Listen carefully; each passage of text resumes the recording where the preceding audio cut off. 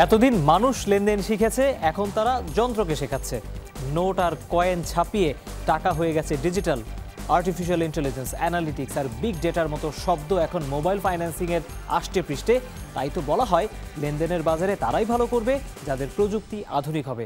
বাংলাদেশ কোন পথে যাচ্ছে তা জানতেই আজকের the business with Seema steel, সাথে আছি আমি তৌহিদ হোসেন। দর্শক, এই বিষয়ে কথা বলতে আমরা আমন্ত্রণ জানিয়েছি ট্রাস্ট আজিয়া ট্যাপের প্রধান নির্বাহী কর্মকর্তা দেওয়ান নাজমুল হাসানকে। আসুন তাকে স্টুডিওতে স্বাগত জানাই।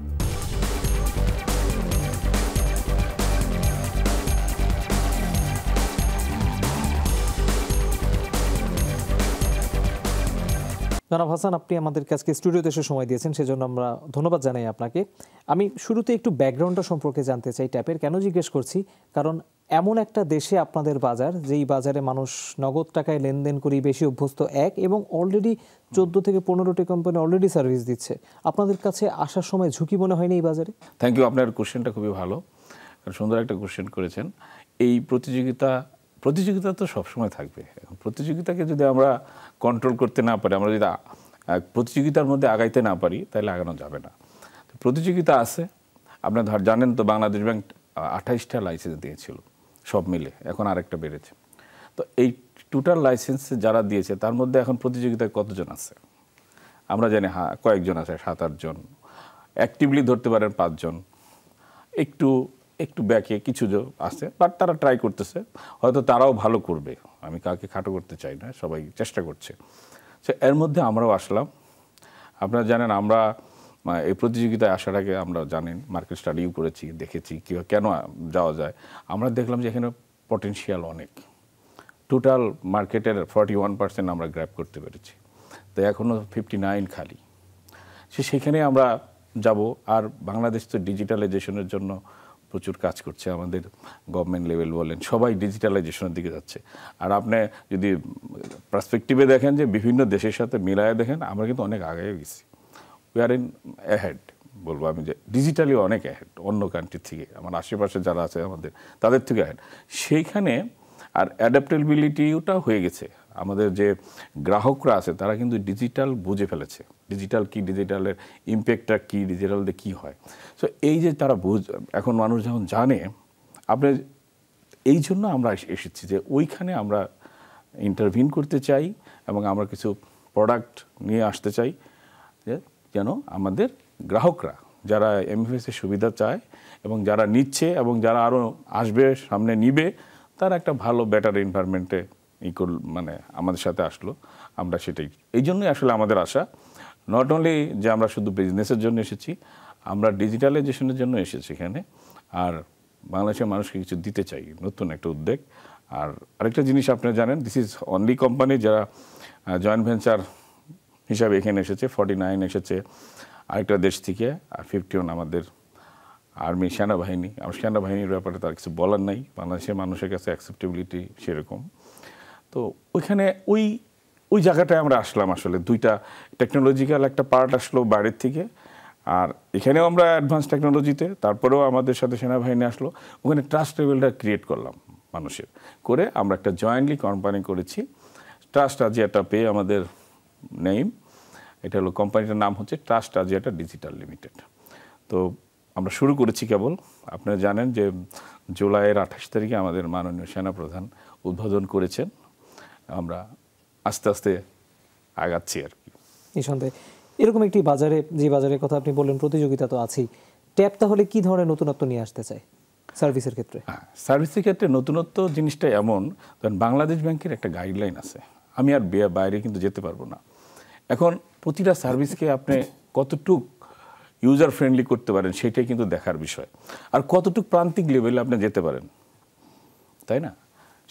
সেই দিকে আমরা ফোকাস করতেছি। প্রান্তিক লেভেলে কীভাবে যাওয়া যায়, মানুষের কাছে লাইফস্টাইলটাকে ইজি করা যায় কীভাবে, ইজি করার জন্য আসলে আমরা এসেছি। আর আমরা একদম প্রান্তিক লেভেলে চলে যাচ্ছি। আসলে মানুষ একটু যেটা যায়, ডিজিটাল সেবাটা আসলেও মানুষ চায়, বিশেষ করে ফিমেল যারা আছে। আমরা বলি ফিমেলরা, আসলে আমাদের দেশে যদি আপনি গ্রামে যান, ফিমেলরা কিন্তু এটারে এই ডিজিটাল সেবাটা নিতে বেশি আগ্রহী। তারা এটার ফ্যাসিলিটি বুঝে, they knows better than anything. এটা এই জন্য আসলে ডিজিটালের দিকে আমরা এসেছি, ডিজিটালটা ঝুঁকেছি। আর এখানে আমরা কীভাবে টিকে থাকবো, আমরা টিকে থাকতে পারবো, কারণ মানুষের নিডস আছে এখানে। আর আমাদের দেশে জানেন তো প্রায় 18 কোটি মানুষ, এখানে ওই ধরনের একটা নিডস আছে এবং সবাই ডিজিটাল লাইফে অভ্যস্ত। আর নতুন প্রোডাক্ট, অবশ্যই নতুন প্রোডাক্টও কিছু থাকবেই, নতুন মানে ওইটাকে আমরা সুন্দরভাবে কাস্টমার ফ্রেন্ডলি করব, আর একটু ইজি যেন অ্যাক্সেস হয়, কাস্টমার সার্ভিসটা আরও বেটার হয়, যে কেউ কোনো কমপ্লেন নিয়ে আসলে কত তাড়াতাড়ি রিজলভ করতে পারে, আমাকে কেন চয়েস করবে, তাই না? চয়েস করারও তো কতগুলো ক্রাইটেরিয়া আছে, সেখানে আমি কিছু কাজ করতে চাই, আমরা করতেছি। আর যারা ইউজ করতেছে আমাদের প্রোডাক্ট তারা নিশ্চয়ই আমাদের ভালো বলবে। আপনি জানেন যে আমরা আসলে ইয়ুথ ফোকাস একটা ব্র্যান্ড। ইয়ুথ ফোকাস ব্র্যান্ড মানে ইয়ুথদেরকে ফোকাস করেছি। 35-এর নিচে যারা, তারা ধরেন বাংলাদেশ তো ডোমিনেট করতেছি, তাদেরকে আমরা ফোকাস করেছি। আর গ্রামের মানুষদের আমরা ফোকাস করেছি বেশি। এরকম একটি জায়গায় আপনি তার মানে বলছেন যে এখানে ইউজার ফ্রেন্ডলি হওয়ার এক ধরনের দরকার রয়েছে আপনাদের সামনে, কারণ আপনারা প্রান্তিক মানুষদেরকে টার্গেট করে যাচ্ছেন বাজারে। এরকম একটি জায়গায় আপনি যদি মোবাইল ফাইন্যান্সিয়াল সার্ভিস বা রেগুলার ব্যাংকিং আমরা যদি বলি, এখনও বাংলাদেশের অর্ধেক জনগণ এই সার্ভিসের বাইরে, অর্থাৎ বাকি বাজারে সবাই মিলে কাজ করছে আর বাকিটা এখনও বাইরে। এবং এমএফএস এর ক্ষেত্রে যদি বলা হয় যে এক ধরনের ফিনান্সিয়াল লিটারেসি দরকার, তাদেরকে অভ্যস্ত করা দরকার। যদি আপনি বলছেন যে তারা সেবা নিতে এখন আগের থেকে অনেক বেশি আগ্রহী, কিন্তু ওই বাজারটাকে আসলে দিন শেষে তৈরি হচ্ছে কিনা, তারা কি ডিজিটাল সার্ভিসগুলোকে এক নম্বর এফোর্ড করতে পারছে কিনা, দ্বিতীয়ত হচ্ছে যে তারা এটাকে অ্যাকসেপ্ট করছে কিনা। আপনারা তো সেই আশা নিয়েই বাজারে এসেছেন। আমরা এসেছি অ্যাকসেপ্ট, আপনি যদি বলেন অ্যাকসেপ্ট করছে নাহলে। আর আমি যে ট্রানজ্যাকশনের প্যাটার্ন যদি আমরা দেখি, আমরা এতদিন যেটা করেছি ক্যাশ ইন ক্যাশ আউট নিয়ে খুব অভ্যস্ত। আমরা টাকা এখানের থেকে পাঠাইলাম, ঢাকা ধরেন ক্যাশ ইন মার্কেট, গ্রামে ওটা ক্যাশ আউট হয়ে গেল, এরকম একটা জিনিস নিয়ে আসছিল যে আমাদের এমএফএস মানে কি ক্যাশ ইন ক্যাশ আউট, টাকা পাঠানো নেওয়া, একে ইপিটুপি করা। সেই কনসেপ্টে আসলে আমরা ট্যাপ এই কনসেপ্টে বিশ্বাস করি, সেটার দরকার আছে, সেটা আমরা করব। কিন্তু অনেক মেইন ফোকাস দেবো যে লাইফস্টাইল। আর প্রান্তিক লেভেলে যারা আছে তারা কিন্তু ইউজার ফ্রেন্ডলি হয়ে গেছে অলরেডি। আপনি যদি এখন যান, তারা জানে। আর আমাদের আগে যারা আসছেন তারা কিন্তু একটা মার্কেট সেগমেন্টে একটা ফ্লো ফেলেছে যে না কীভাবে এটা কাজ করে, বেসিক জিনিসটা, ফান্ডামেন্টাল জিনিসটা সবাই জেনে গেছে। এখন হলো আপনি সার্ভিস আর আরেকটু জানানো যে না ক্যাশ ইন ক্যাশ আউটই এটার কাজ না, এটার কাজ আপনার সারাটা দিন, সকালে আপনি যখন উঠলেন, সকাল থেকে শুরু করে রাত্রে ঘুমানোর পর্যন্ত, এই পুরোটা সময় আমরা একটা দেখেছি যে প্রতিটা সময় কিন্তু আপনার ডিজিটাল পেমেন্টের দরকার আছে, ডিজিটাল সার্ভিস ইউজের দরকার আছে। সেটাই আমরা কাজ করে যাচ্ছি এবং মানুষ ইউজ টু হয়েছে। কিছু মানুষ ইউজ টু কিছু করছে। আপনি স্কুলের বেতন দিবেন, রাত্রে ঘুমানোর অফিস থেকে ফিরলেন, বাসায় বসে দিয়ে দিলেন। কোনো একটা অন্য কিছু একটা কিনবেন, আপনি ডিজিটালি পেমেন্ট করে দিলেন। ব্যাংক যেখানে যেতে পারে নাই, আমরা কিন্তু সেখানে যেতে পেরেছি। একটা ধরনের গ্রামে একটা এজেন্ট থাকলে কোয়াইট এনাফ। আর কিছুদিন পরে আপনার এজেন্ট না থাকলেও কিচ্ছু আসা যায় না, কারণ আপনি যদি ব্যাংকের সাথে লিঙ্ক থাকে, লিঙ্ক ব্যাংক অ্যাকাউন্ট থেকে আপনি ক্যাশ ইন করে ফেললেন, দেন আপনি ক্যাশ আউট গ্রামে বসে করতেছেন। এখানে এত ইজি হয়ে যাচ্ছে, আপনার কি বলবো, আপনার আসলে ওইখানে আমরা ঢুকতেছি যে ওই ইজিতে মানুষ যেহেতু অভ্যস্ত থাকে, মানুষ যেন সেবাটা পায়, আমাকে যেন গ্রহণ করে এবং ওই সেবাটা যেন নেয়। এটা কস্টলিও হবে না, কারণ ওই কস্টের যদি চিন্তা করেন, কস্ট একদমই মিনিমাম। কোনো ক্ষেত্রে আমরা কস্টই নেই না, কিছু কিছু ক্ষেত্রে আমরা ছাড় দিয়ে দিই একদম। কারণ মানুষ জানুক ডিজিটাল সেবাটা কি, অভ্যস্ত হোক। তো এটার দিকে আমরা গুরুত্ব দিচ্ছি আর কি। এই যে আপনি বলছিলেন যে ব্যাংকের সাথে আপনারা মানে এক ধরনের প্রতিযোগিতার বাজারে আপনারা কিন্তু আছেন, কেন বলছি, কারণ এই করোনার সময় আমরা কিন্তু দেখেছি যে এই এমএফএসগুলোতে গ্রাহকের নিবন্ধন বাড়ছে ধীরে ধীরে। একটা আপওয়ার্ডস ট্রেন্ড ছিল, এখন আবার একটু ডাউনওয়ার্ডস ট্রেন্ড হয়ে গেছে। ব্যাংক আবার আপনাদেরকেই টক্কর দেওয়ার জন্য কিনা জানি না, এজেন্ট ব্যাংকিংয়ের একটা নতুন কনসেপ্ট নিয়ে অনেক ব্যাংক কাজ করছে। আপনারা কি খুব স্ট্রং কম্পিটিশন ফিল করছেন ব্যাংকের তরফ থেকে, বা আপনাদের রুট লেভেলের গ্রহণযোগ্যতা ভবিষ্যতে শুধু আপনাদের না সব এমএফএসগুলোরই কমে যেতে পারে বলে মনে হয় না? একদম না। কারণ ব্যাংক, এজেন্ট ব্যাংক, ওনাদের সার্ভিসটা একটু ডিফারেন্ট, আমাদের সার্ভিসটা ডিফারেন্ট।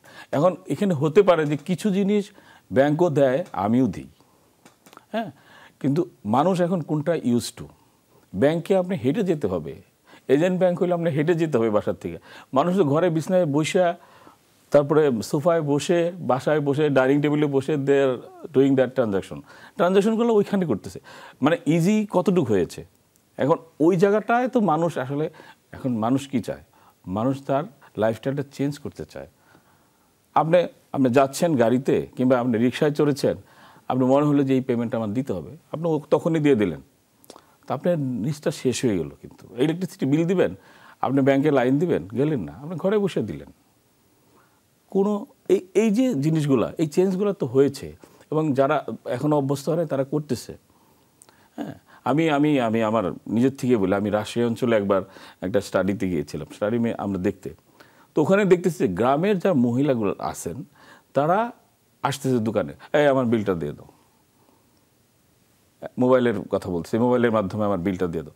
সে কিন্তু গ্রাম ওই ইলেকট্রিক অফিসেও যাচ্ছে না, সে কোনো দোকানেও যাচ্ছে না, দোকান না তো কোনো ব্যাংকেও যাচ্ছে না, সে ওই দোকানে দিয়ে দিল।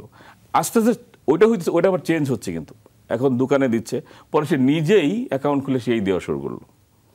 এই যে আমি বলবো একটা শিপমেন্ট, কালচারাল শিপমেন্ট বলেন, এটা কিন্তু অনেকটুকু হয়ে গেছে। এখন আমাদের আরেকটু সবাই মিলে কাজ করতে হবে যে এটা প্রান্তিক লেভেলে সবাইকে যেন ইউজ করতে পারে, ওই বেনিফিটগুলো দিতে হবে, দেন তারা পারবে। ফিনান্সিয়াল লিটারেসির কথা যেটা বলছিলাম, প্রান্তিক মানুষকে নিশ্চয়ই একটু সচেতন করার বা তাদেরকে একটু শেখানোর বিষয় রয়েছে, এগুলো নিয়ে কি আপনারা কাজ করবেন? কারণ অন্য কোম্পানিগুলোকে আমরা দেখি না যে একদম তাদেরকে ধরে ধরে শেখানোর বিষয়টা, একদম সাধারণ মানুষ যে কখনো করেনি ট্রানজ্যাকশন, তাকেও যে মোবাইল ধরে লেনদেনটা শেখানো, এই উদ্যোগগুলোকে আপনাদের নেওয়া উচিত বলে মনে হয় না? আমরা কিছু উদ্যোগ এখন নিয়েছি, আসলে আমরা করতেছি। ধরেন একদম প্রান্তিক যেখানে মানুষ যেতে পারে নাই, মানে এই নৌকায় করে যে তারপরে হেঁটে যেতে, ওইখানেও দেখবেন আপনি, আমরা অত হই নাই, এত তাড়াতাড়ি যাইতে পারি না, কিন্তু আমি প্রান্তিক লেভেলে কিন্তু আমি গিয়েছি। শহরে আমাকে প্রেজেন্সটা অনেক কম, শহরে আমি ডিজিটালি করতে চাচ্ছি, মানুষ তো ডিজিটালি এখানে ইউজার ফ্রেন্ডলি হয়ে গেছে, গ্রামের মানুষ হচ্ছে। তো গ্রামের যার কাছে ধরেন ডিজিটাল একটা মোবাইল ডিভাইস নাই, সে ইউএসএসডি দিয়ে আমার এই ট্রানজ্যাকশন করতে পারতেছে।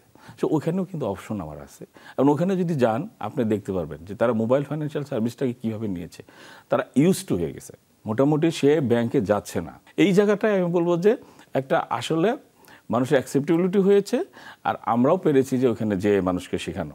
আর তারপরে আমরা ইনফর্মালভাবে, মানে এটা তো ধরেন আমরা একটা অপারেটর, আমরা ওইভাবে তো যেতে পারি না, আমরা কিন্তু যাচ্ছি যে বিভিন্ন জায়গায় যে শেখাচ্ছি কীভাবে কোনটা কী কাজ করে, গভর্নমেন্টের বিভিন্ন অপরচুনিটিগুলো কীভাবে নিতে পারবে ইজিভাবে, সেটার ব্যাপারে আমরা সবাই কাজ করছি, অন্যরাও আছেন, আমরাও যাচ্ছি।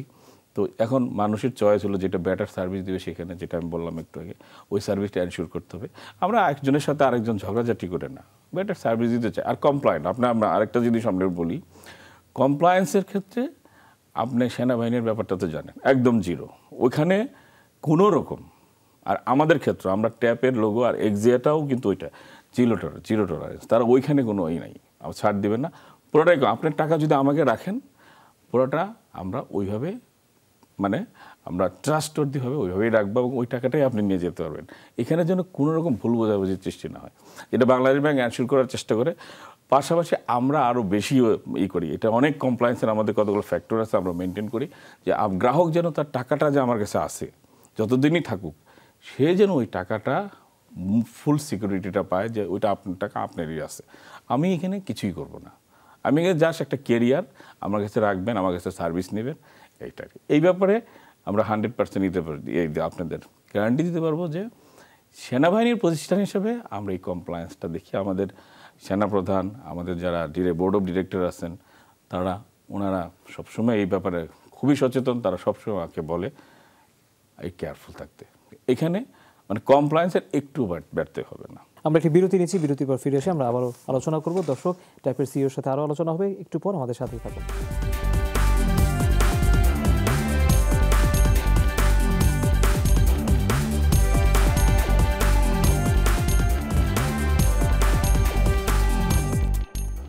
আবারও স্বাগত, আপনারা দেখছেন the business with Seema steel. আপনাদেরকে স্বাগত জানাচ্ছি তখন আমাদের সাথে বসে আছেন ট্রাস্ট আজিয়াটা পে ট্যাপের সিইও দেওয়ান নাজমুল হাসান, তার সাথে আরও আলোচনা করতে চাই একটি বিষয়, সেটি হচ্ছে যে আপনারা যখন এখানে সার্ভিস দিচ্ছেন, তখন আমরা দেখতে পাচ্ছি এই বাজারটা যেহেতু প্রযুক্তি ভিত্তিক, প্রযুক্তি তো প্রতিনিয়ত চেঞ্জ হতে থাকে, এই ইনোভেশন হয়ে গেল, এই একটা এলিমেন্ট যুক্ত হয়ে গেল, অর্থাৎ একটা ডায়নামিক ইন্ডাস্ট্রি।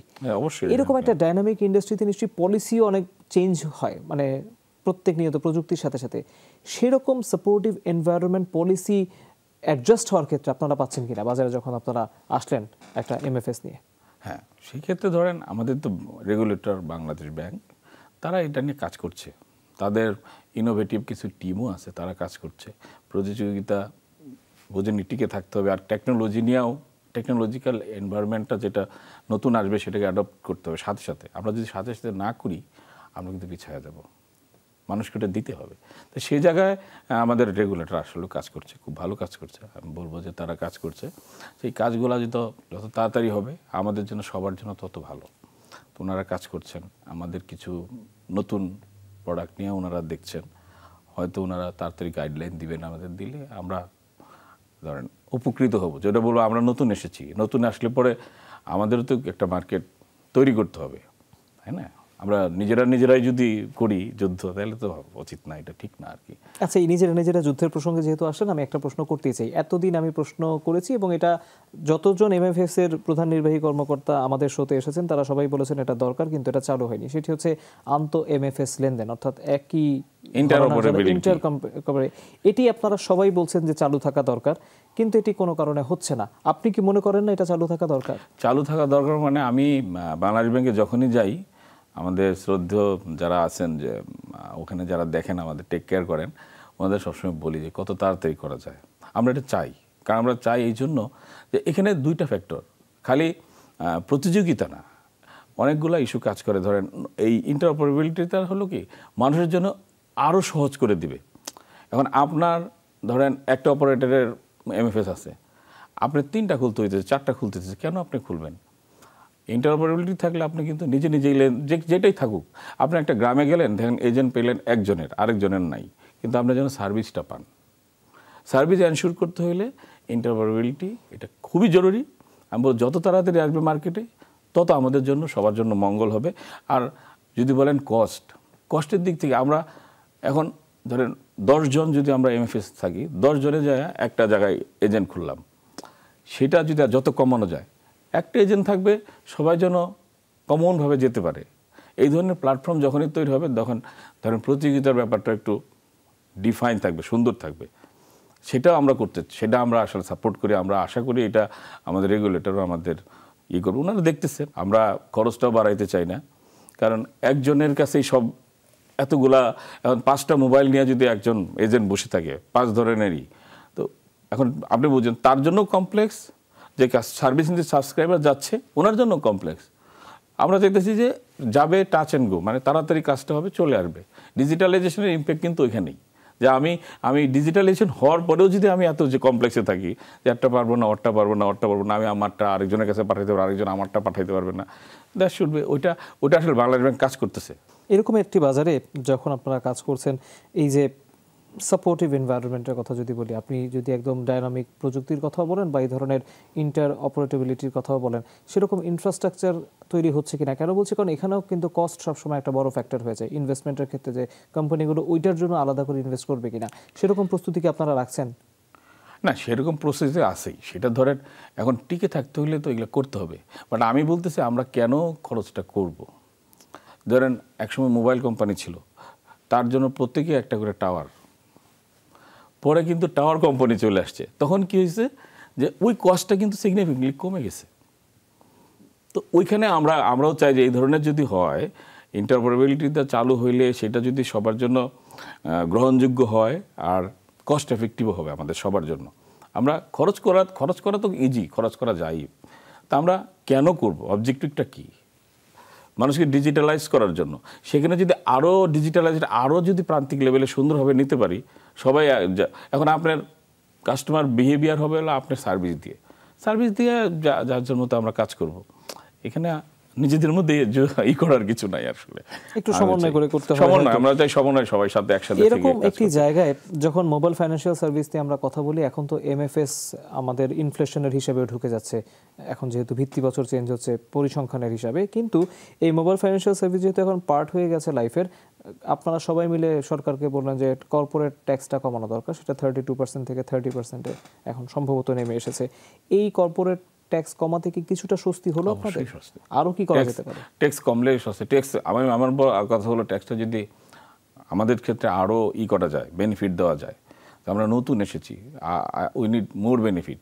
ট্যাক্স কমাইলো না, কিছু অ্যাক্সেলারেটেড ডিপ্রিসিয়েশন দেওয়া যায় কিনা আমাদের, কিছু ট্যাক্স হলিডে বেনিফিট দেওয়া যায় কিনা, আমরা নতুনরা যারা আসতেছি ওইটা যদি আমরা পাই সেক্ষেত্রে আমরা কাজ করতে পারবো ইজিভাবে। ট্যাক্স যেটা দিচ্ছে আমরা গ্রেটফুল, গভর্নমেন্ট একটু কমিয়েছে, আমরা গ্রেটফুল টু গভর্নমেন্ট। তারপরে আমি বলবো যে আরও কিছু আছে ট্যাক্সের, আপনি তো জানেন নতুন কোম্পানি আসলে পরে কিছু আদার বেনিফিট, সেই জিনিসগুলো যদি আমরা আমাদের রেগুলেশনে যদি অ্যাড করতে পারি, আমি জানি না আমাদের শ্রদ্ধেয় যারা মানে এনবিআর এর লোক যাচ্ছেন তার কাজ করে, যারা আছেন প্রতিনিধি ওনারা কাজ করছেন, আমরা কিন্তু অ্যাপ্লিকেশনও করেছি যে আমরাও চাই যে এই জিনিসগুলো হোক। স্পেসিফিক কিছু আমাকে বলতে পারেন কিনা যে এই সার্ভিসগুলোর ক্ষেত্রে এরকম কিছু সুবিধা থাকলে ভালো হয়? ট্যাক্স হলিডে একটা, এছাড়া আর কি দিতে পারে? ট্যাক্স হলিডে, অ্যাক্সেলারেটেড ডিপ্রিসিয়েশন হতে পারে, কারণ একটা টেকনোলজিক্যাল একটা বিশাল এক্সপেন্ডিচার আমি বলবো। টেকনিক্যাল এখানে এটা পুরোটাই টেকনিক্যাল কোম্পানি। ইভেন আমি যদি এখন সেলসের একটা লোকও নেই, আমি দেখি তার কিছু টেকনিক্যাল ব্যাকগ্রাউন্ড আছে কিনা, কারণ এইটা টেকনিক্যাল কোম্পানি। এখানে সেলস করলেই যে আপনি খালি সারাদিন খালি সেলসের করলে হবে না, টেকনিক্যাল সম্পর্কে আপনার বেসিক জিনিসটা তো জানতে হবে, নাহলে এইটাতে আপনি ঢুকতে পারবেন না। আপনি মাইন্ডসেট চেঞ্জ করতে হবে। এখানে আমি যে গতানুগতিক যে সেলস সেটা থাকলেও চলবে না, বলে চেঞ্জ করে আপনাকে আনতে টেকনিক্যালি। সেই জন্য বলতে টেকনিক্যাল খরচটা কিন্তু অনেক বেশি হয়। ধরেন এক্সপার্ট লাগে বিভিন্ন রকম, আপনি জানেন তো টেকনিক্যালি খরচগুলো অনেক বেশি। সেখানে যদি আমরা কিছু বেনিফিট পাই গভর্নমেন্ট থেকে, যে এইখানে ওই আগে ছিল আমি ওই যেটা বললাম অ্যাক্সেলারেটেড ডিপ্রিসিয়েশন কথাটা ছিল আগে, এইসব জিনিসগুলো আসলে পরে আমাদের জন্য উপকার হবে, মানে আমরা ধরেন ওই খরচটা ওইভাবে আমরা কাভার করতে পারবো। আরেকটি বিষয়, এই প্রশ্ন খুব সম্ভবত আপনাদেরকে সবসময় শুনতে হয়, সেটা হচ্ছে এই যে টাকা ক্যাশ ইন বলি, ক্যাশ আউট বলি এবং অর্থ লেনদেনের যে খরচ, গ্রাহকদের কাছ থেকে সবার অবজারভেশন হচ্ছে এই খরচ অনেক কমানো দরকার। ট্যাব কি আলাদাভাবে এই খরচ কমানোর জন্য কোনো উদ্যোগ নিচ্ছে কিনা, বা আদৌ এই খরচটা কমানো সম্ভব হবে কিনা? আপনাকে আরও বেশি করে জিজ্ঞেস করছি কারণ মোবাইল অপারেটর এবং ব্যাংক দুটোই আপনাদের স্টেক হোল্ডার এই পার্টনারশিপে। আপনি আরও ভালো জানার কথা এটা, কেন খরচটা কমানো যাচ্ছে না? না, খরচটা কমানো যাচ্ছে না কেন, খরচটা হচ্ছে আমি যে টাকাটা নিচ্ছি আমার 90%ই চলে যাচ্ছে এজেন্ট ডিস্ট্রিবিউশন লেভেলে, আমার কাছে কিছু থাকতেছে না। আমি যে অ্যামাউন্টটা অল্প একটা অ্যামাউন্ট পাচ্ছি ওখানে চলে যাচ্ছে। এখন এই 10 আর 8% যেটা থাকবে সেটা দিয়ে আমার অপারেটিং কস্ট চালাইতে হবে, আমার ব্র্যান্ডিং চালাইতে হবে, সেক্ষেত্রে আমার বার্নিং হয়ে যায়। আমার না, সবার ক্ষেত্রে তাই হচ্ছে। এখন যেটা বাজারে দেখতেছেন, আপনি যদি কস্ট হিসাব করেন, মানে অনেক বড় বড় 2-3টা কোম্পানি তার কিন্তু সাবসিডি দিয়ে কাজ করতেছে, নিজের পকেট থেকে দিচ্ছে। যে টাকাটা নিচ্ছে ওই টাকা আসলে হবে না। যদি আপনি কমপ্লায়েন্ট ওয়েতে বিজনেস করেন, আমি বলবো অসম্ভব, হবে না। আপনি কমপ্লায়েন্ট ওয়েতে বিজনেস করলে আপনি এটা হবে না। আপনি এখন কে কীভাবে বিজনেস করে আমি জানি না, সবাই বার্ন করতেছে। আমি বলবো ওই আমরা যেটা হিসাব করে দেখি বার্ন করতেছে। আমরা যদি এজেন্ট লেভেলে যায় দেখেন এজেন্ট কত টাকা নিচ্ছে, কী করছে, বার্ন হচ্ছে। আসলে মানে এখন মার্কেট টিকে থাকতে হলে আমাকে কিছু না কিছু করতে হবে, তো আমরা ওইটা ট্রাই করতেছি। তার মানে খরচটা সহসাই কমানো সহসা কমানো সম্ভব। ওই যে ইন্টারঅপারেবিলিটি যদি আসে সেক্ষেত্রে খরচ অনেক কমবে আমাদের। ওইটা একটা জায়গা আছে, হ্যাঁ, ওটা একটা জায়গা। আর আমরা কমন যদি সবাই একখানে হয়ে এক জায়গায় হয়ে যদি একটা আন্ডারস্ট্যান্ডিংয়ে আসি যে আমরা এইভাবে যেতে চাই, সেই ক্ষেত্রে খরচ কমবে।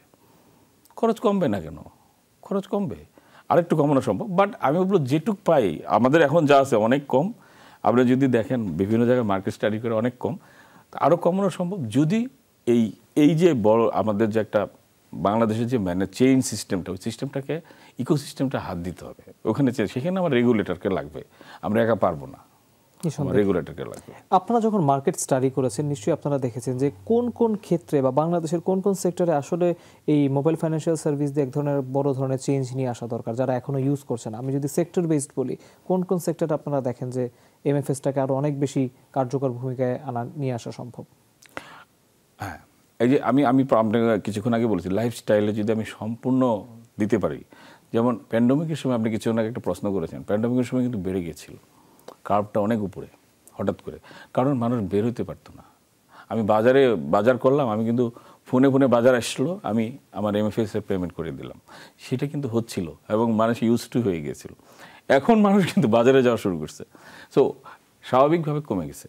দোকানে, কাপড়ের দোকানে বলেন, যে কোনো দোকানে, যে কোনো একটা মার্চেন্টে আপনি নিজে যাচ্ছেন, প্যান্ডেমিকের সঙ্গে সে নিজে যেত না, যার ফলে টাকা এখন কী হয়েছে, টাকার ফ্লোটা সে যাচ্ছে, সে নিজে যা কিনতেছে, আগে কিন্তু একদম এমএফএস দিয়ে।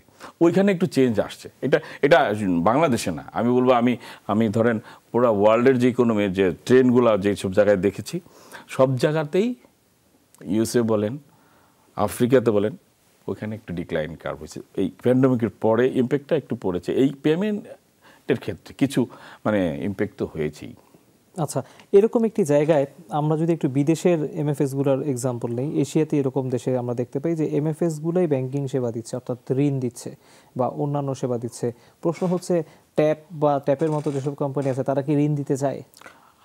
ঋণ না ঠিক, আমরা আমাদের যে গাইডলাইন আছে সেখানে আমরা যেটা করতে পারবো যে ব্যাংক যদি সাথে থাকে আমরা এটাকে ঋণের যে ব্যাপারটা আমরা এটাকে মানে চ্যানেল হিসাবে ইউজ করতে পারবো।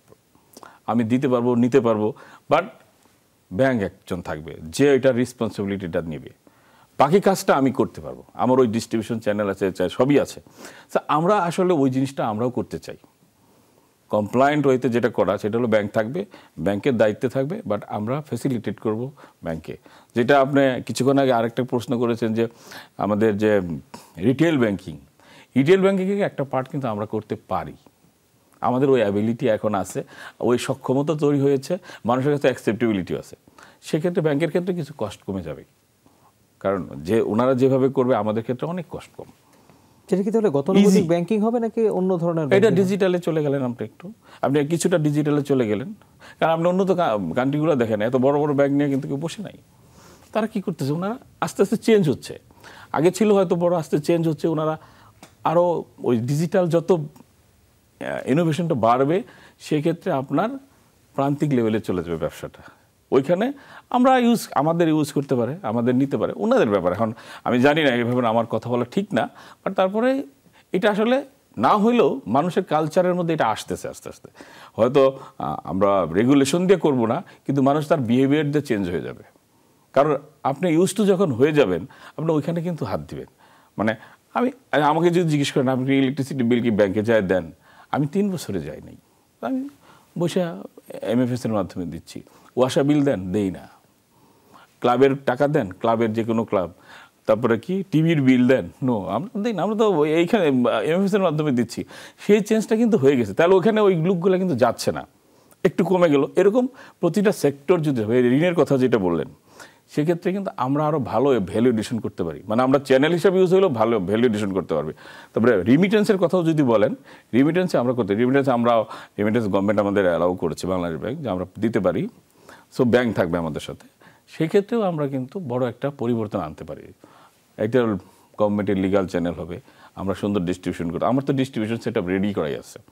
সো আমরা যদি ওইভাবে ইউজ করি এবং ব্যাঙ্কগুলো আমাদেরকে ইউজ করতে পারে, তুমি আমাকে দিয়ে দিতে পারো, সেক্ষেত্রে ব্যাঙ্কগুলোরও মানে ধরেন অপারেটিং কস্টটা একটু কমবে, আমরাও আমাদের চ্যানেলটা ইউজ করতে পারবো। মানে রিসিপ্রোকাল হবে, সবাই সবার জন্য কাজ করবে। কারণ ডিজিটালি যদি ইনোভেট করতে চান সবাই সবার জন্য কাজ করতে হবে, মানে একসাথে কাজ করবো আর কি, সেটাই বলতে চাই আমি। নিঃসন্দেহে আমরা আরেকটি বিরতি নিচ্ছি, বিরতির পর ফিরে এসে আমরা একটু আপনার সম্বন্ধেও জানবো। দর্শক, ট্যাপের সিইওর সাথে আরও আলোচনা হবে। আরেকটি বিরতি নিচ্ছি, আমাদের সাথে থাকুন।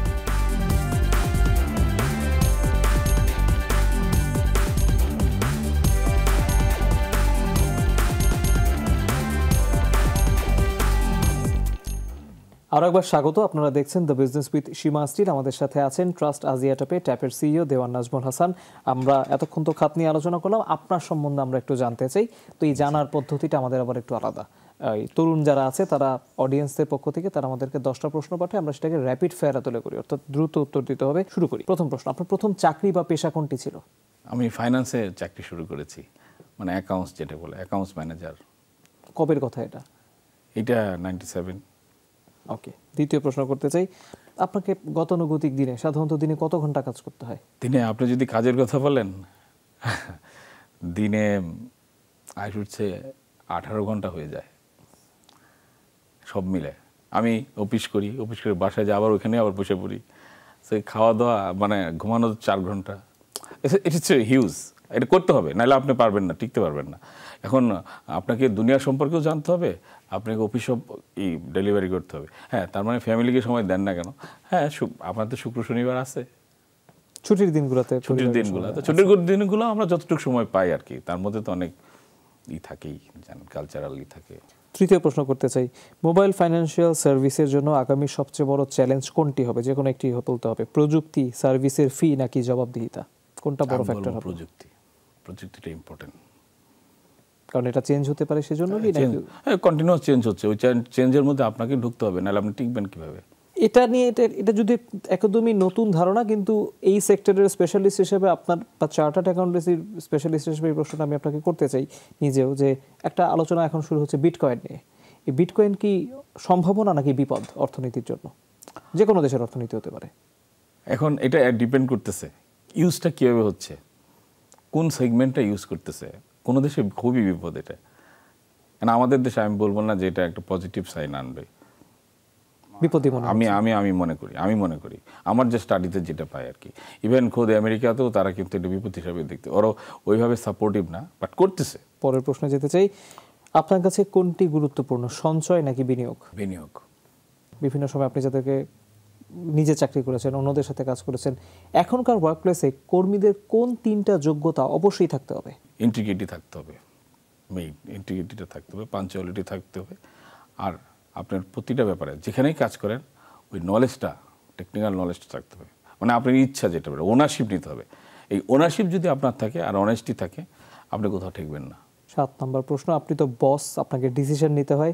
এই ডিসিশন নেওয়ার ক্ষেত্রে আপনি কি টিম প্লেয়ার নাকি নিজে যেটা ডিসাইড করেন? আমি টিম প্লেয়ার, আমি টিমকে দিই। টিম যেটা বলবে সেখানেই তো যেতে, কারণ আমি কাজটা আর আমি একা করবো না, আমি হয়তো সাজেশন দিতে পারি, টিম কাজ করবে। তা টিমের গুরুত্বটা আমরা টিম ম্যানেজমেন্ট বলি, আমি ওখানে আমি গুরুত্ব পার্টিসিপেটরি ম্যানেজমেন্ট, সেটাকে পার্টিসিপেটরি হইতে হবে।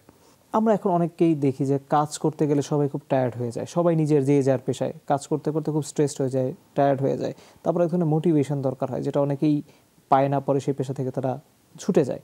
কিন্তু আপনার কাছে প্রশ্ন হচ্ছে, এই কাজ করার জন্য কোন ফ্যাক্টরটা আপনাকে সবসময় সবচেয়ে বেশি মোটিভেট করে?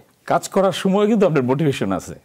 আপনি 1 ঘন্টা কাজ করলেন, আপনি যে একটু কফি খেলেন, আপনার অফিসের ফ্যাসিলিটি ওইরকম করে রাখেন, একটা কর্নারে একটা টেবিল রাখলেন, টেবিল টেনিস খেলেন, আপনি পুল টেবিল রাখলেন, আপনি নিজে কফিটা বানায় খাইলেন, আপনি ওই আয়না দিল, আপনি এনে দিল, কেউ খেলেন, এটা এটা করেন, তা আপনার একটু মুভমেন্টটাও হলো, ওইখানে কিন্তু এনজয় করা যায়। আপনি কলিগদের নিয়ে একটু জোকস করলেন, কথা বললেন, একসময় কলিগদের নিয়ে লাঞ্চ করলেন সবাই মিলে একসাথে, তো that should be the way. তাহলে তখনই কিন্তু আপনি দেখেন এনভায়রনমেন্টাল একটা আসতেছে, আর আপনি ওইখানে ফ্যামিলি হিসাবে দেখতে হবে।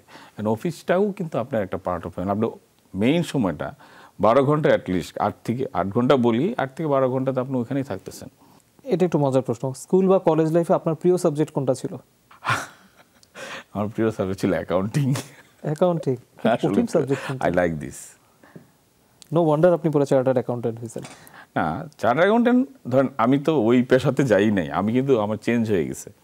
আমি ধরেন আমি অনেকগুলা কাজ করেছি, তার মধ্যে ডিজিটাল সার্ভিসে পড়ালেখা করেছি। আমি ডিজিটাল সার্ভিস নিয়ে আমি প্রায় 8-10 বছর এটা নিয়ে আসি। আমার মন স্ট্রিমে আমি নাই, আমি চলে গেছি ডিজিটাল ইনোভেশন নিয়ে। এখানে আমি কাজ করে মজা পাচ্ছি।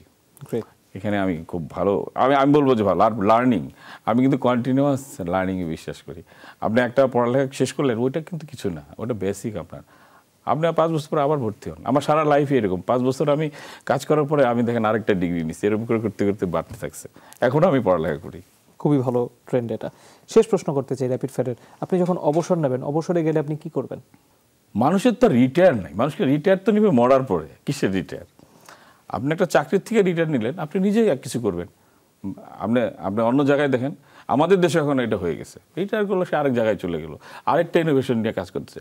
এটা আস্তে আস্তে কালচারাল শিপমেন্ট হবে, আর ইনোভেটিভ চেঞ্জ হচ্ছে, সারা ওয়ার্ল্ড চেঞ্জ হচ্ছে, আমরাও চেঞ্জ হইতে হবে আমাদের সাথে পাশাপাশি। এটাই আমার কথা আর কি, আমরাও চেঞ্জ হবো। মানে বয়স এখানে কোনো ফ্যাক্টর না কিন্তু। নিঃসন্দেহে। আমরা পরের প্রশ্নে যেতে চাই, সেটা হচ্ছে যে এবার একটু বড় প্রশ্নের দিকে যাই। র্যাপিড ফায়ারের অংশটি আমরা শেষ করলাম, বড় প্রশ্নটি এই অর্থে করতে চাই, যেই ওয়ার্কফোর্সের কথা আপনারা বলছিলেন, এখন তো বলা হয় যে পুরো ওয়ার্কফোর্স আগামীতে যারা আসবে, যেহেতু চতুর্থ শিল্প বিপ্লবের এক ধরনের যুগ চলেই এসেছে, সবাইকে এক ধরনের আইটি বা প্রযুক্তি সম্পর্কে ধারণা নিয়েই বাজারে চাকরি করতে আসতে হবে। আপনি as a being a fintech or MFS company, আপনারা সেরকম ওয়ার্কফোর্স পাচ্ছেন কিনা? এক, দ্বিতীয়ত হচ্ছে যারা ইয়াং জেনারেশন, তাদের জন্য আপনার সাজেশন কি? আমরা ওয়ার্কফোর্স পাচ্ছি, পাবো না কেন? বাংলাদেশে কিন্তু ভালো ভালো ইউনিভার্সিটি আছে, we are getting very good person. আমরা খুব ভালো ভালো লোক পাচ্ছি, আর তারা ইনোভেটিভ। আমি বলবো ইনোভেটিভ, তারা হার্ড ওয়ার্কিং। হ্যাঁ, শুধু তাদের অ্যাটেনশন দিলেই, মানে অ্যাটেনশনটা যেটা এখন এটা আপনার কাছে ডিপেন্ড করে, আপনি কীভাবে অফিসের কালচারটাকে বানিয়েছেন সেটার সাথে অ্যাটেনশন ডিপেন্ড করবে। তো আমাদের যেহেতু কোয়ালিটি আছে, আমাদের প্রচুর লোক আছে, আমি আমি আমি বলি, আমার এখানে বলি, ধরেন কিছুদিন চাকরি করার পরে দেখা গেল তাকে বিদেশ থেকে অফার চলে যাচ্ছে। তার মানে কি, তাদের ডিমান্ড অনেক।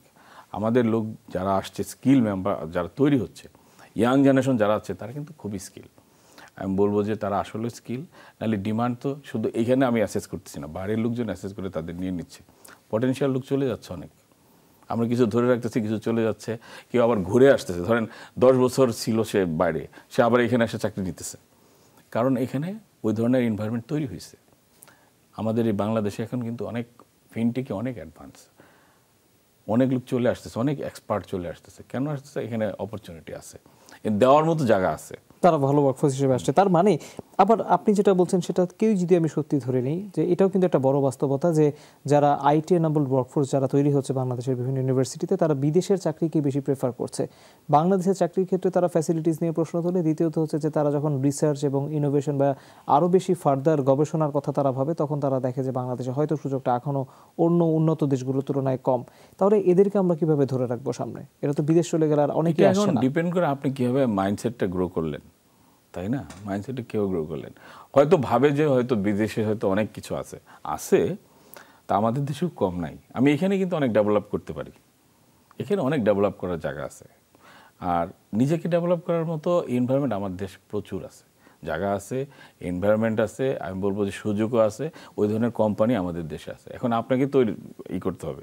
হ্যাঁ, আমরা কোনো জায়গায় পারি না, অনেক জায়গায় ধরেন একটা জিনিস আছে যেখানে স্যালারি ফ্যাক্টর হয়, বেনিফিটটা ফ্যাক্টর হয়, সেখানে হয়তো আমরা তো আর বাইরের মতো দিতে পারবো না, করতে পারবো না, সেক্ষেত্রে অনেকে চলে যায় অপরচুনিটি পেলে। এখন কারোতে ধামায় রাখা যাবে না, এখানে জিনিসটা হচ্ছে তার পার্সোনাল চয়েস, চলে যায়। আবার ওই এনভায়রনমেন্টটাকে তারা তাদের কালচারে নিতে চায়, যেমন বাইরের যে এনভায়রনমেন্টটা, সেই ক্ষেত্রে চলে যায়। তা আমি বলবো যে আমার দেশে কিন্তু কম কিছু নাই। আমরা এখানে থাকলে পরে শিপমেন্টটা এখানে করতে পারি, মানুষকে চেঞ্জে আমরা হেল্প করতে পারি। এটা তো চেঞ্জ হচ্ছে সব কিছু। তো এখন আর ডিজিটাল যুগে ওইখানে কি হচ্ছে, সেখানে কি হচ্ছে, আপনি কিন্তু ইনফরমেশন ডে এন্ড ডে পেয়ে যাচ্ছেন, তো আপনি নিজেকে এখানেই চেঞ্জ করতে পারেন।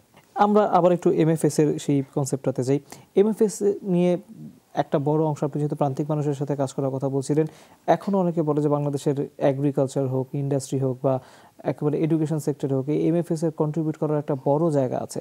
আমি জানি না আপনারা এই ধরনের কোনো সেক্টরকে স্পেসিফিক করে কোনো ধরনের কাজ করছেন কিনা। সুন্দর কোশ্চেন করেছেন। আমি এই দুইটা জায়গায় আমি কাজ করতেছি, আমার একটা রিসার্চ টিম আছে, তারা কাজ করছে। দুইটা জায়গা কি, একটা ওয়েদার ফরকাস্ট বেসিস, একটা ক্রপের ইন্স্যুরেন্স আছে, সেখানে আমরা কতটুকু অপরচুনিটি আমরা আরও তৈরি করতে পারি, আমরা কীভাবে ওখানে ঢুকতে পারি, সেখানে আমি কিছু পাইলটিংয়ে কাজ করছি। আরেকটা জিনিস আছে, ধরেন এগ্রি প্রোডাক্ট, এগ্রি ফিডিং বলেন, বড় একটা এগ্রিকালচারের একটা ইকুইপমেন্ট বলেন, কারণ একটা কৃষকের ক্ষেত্রে কেনা খুবই মুশকিল হতে পারে। সেই ক্ষেত্রে আমি যে কাজটা করতেছি, যে আমি কোনো চ্যানেল হিসাবে ইউজ করতে পারি না, মোটিভেশনাল বলেন, দুইটা জায়গায় আমি কাজ করতে পারি এখানে। একটা হলো ধরেন ব্যাংকের সাথে রিলেশনশিপ বিল্ড আপ, প্লাস আমি চ্যানেল হিসাবে ইউজ হতে পারি।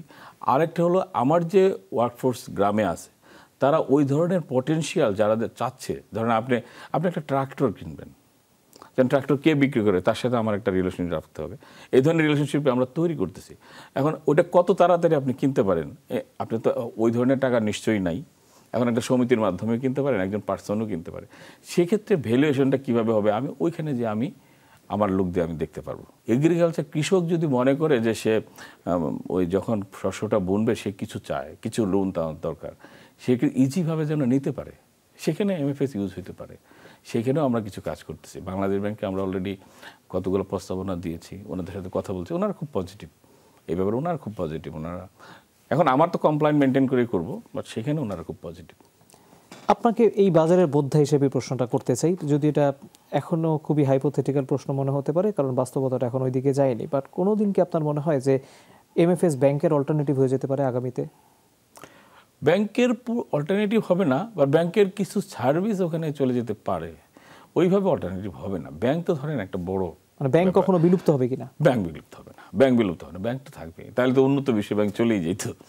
তারা ব্যাংক কিন্তু ভালোভাবেই ব্যবসা করতেছে। অ্যান্ড ব্যবসার বিজনেসের মডালিটি চেঞ্জ হতে পারে। বিজনেসে তারা ইনভেস্টমেন্ট ব্যাংকিং কি বেশি করবে না কর্পোরেট ব্যাংকিং বেশি করবে, কোন দিকে যাবে, এখন তারা ওইটার ডিসিশন তারা নিতে পারে ওইভাবে। কিন্তু আমি বলবো যে ব্যাংক তারা বিজনেস ঠিকই থাকবে, তারা ডিজিটালাইজ হবে, হয়তো তাদের ওই ধরনের ইনফ্রাস্ট্রাকচার বেশি লাগবে না। আমরা মানে একটা গ্রুপ হিসাবে কাজ করতে পারি আর কি, ব্যাংক বিলুপ্ত হবে না। আমরা একেবারে অনুষ্ঠানের শেষ পর্যায়ে শেষ প্রশ্নটা করতে চাই। 1 দশক পরে আপনারাও বাজারে আসছেন খুব আরো বড় আকারে আমরা জানি, তো 1 দশক পরে বাংলাদেশের মোবাইল ফাইন্যান্সিয়াল সার্ভিসের যে ইন্ডাস্ট্রিটা গ্রো করছে এটাকে আপনি কোথায় দেখেন? 1 দশক পরে আমি যেটা দেখি, প্রতিটা মানুষ এই সেবাটা গ্রহণ করবে এবং মানুষ এটা পজিটিভ নেগেটিভটা দেখেই কাজ করবে, তাই না? কারণ মানুষ তো তাই, সে নিজের ভালো মন্দ সে নিজেই বোঝে। তো সেখানে আমরা একটা ভালো রোল প্লে করতে পারবো এবং ওই যে আমরা কালচারাল শিপমেন্টটা করে দিব, যেটা কাজ হচ্ছে। যেমন গত 10 বছর আগে কিন্তু এমএফএস শুরু হয়েছে, তখন থেকে কিন্তু কাজ হচ্ছে। এখন 10 বছর পরে যখন মিডিয়াল এইজে আমরা ধরেন, আপনার যে 10 বছর পড়লেন তার 20 বছরে কি হবে, 10 বছরে কিন্তু অনেক পরিবর্তন হয়েছে। মানুষ কিন্তু জানে এমএফএসটা কি, তারা কীভাবে ট্রানজ্যাকশন করতে হয়, কী এটার পটেনশিয়ালিটি, কেন করব সেটা জানে।